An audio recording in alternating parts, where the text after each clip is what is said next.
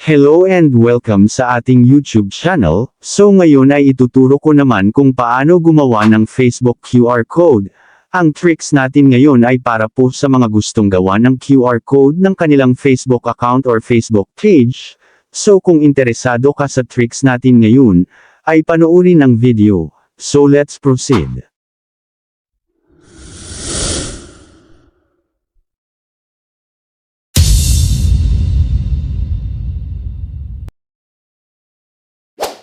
So ang first step sa paggawa ng QR code ay punta tayo sa Google Chrome browser. Then i-search nyo ang goqr.me. Then i-click nyo ang QR code generator. So ayan, dito ay marami tayo pwedeng gawin na QR code, gaya ng URL kung may YouTube channel ka, or Facebook page, QR code ng Wi-Fi, email, SMS, video, text, vCard, WhatsApp, PDF, images, at marami pang iba. So dahil Facebook account or page yung gagawan natin ng QR code, so dito tayo sa URL. Scroll nyo lang pataas, para ma-set up natin yung appearance ng QR code na gagawin natin. Then ang una ay pili kayo ng frame na gusto nyo. So sakin ay ito yung napili ko. So ngayon ay lagyan naman natin ng pangalan yung QR code, depende po sa inyo yung ilalagay nyo na text. Pagkatapos ay yung text color naman ang iset natin, so blue color yung napili ko. Then click set. Then i-click naman ang shape. Tapos piliin nyo lang kung anong shape ng QR code nyo. Then scroll up, at pumili ng border style, at center style ng QR code nyo. Then scroll down. Then i-click ang logo kung gusto nyo itong lagyan ng logo, or kaya naman ay picture nyo. Tapos i-click ang plus sign, at madirect ka sa gallery ng phone mo. Then i-select mo lang yung picture na gusto mong ilagay sa QR code. Then i-click ang level, at pumili ng percentage level para sa QR code ng Facebook page mo.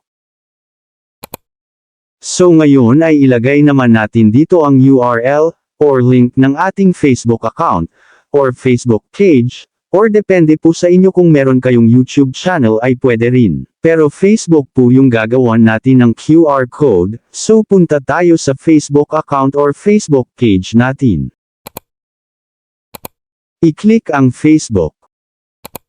Then sunod ay i-click nyo yung 3 horizontal lines sa itaas. Then i-click nyo ang profile name nyo. Then i-click naman nyo yung 3 dots sa may gilid. Then mapupunta kayo sa profile settings, at sa may ibaba, ay i-click ang your profile link. So ayan, link to profile copied. So back na tayo sa QR code generator. Then i-press and hold nyo lang dito.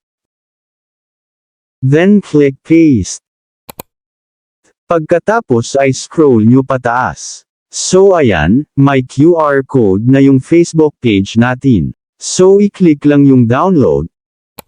Or pwede nyo rin naman screenshot. So once na download nyo na, ay i-check naman natin kung gagana yung QR code na ginawa natin. Punta tayo sa QR code reader ng ating mobile phone. Kung wala naman built-in na QR code reader ang phone nyo, ay pwede kayong mag-download sa Play Store ng QR and barcode scanner.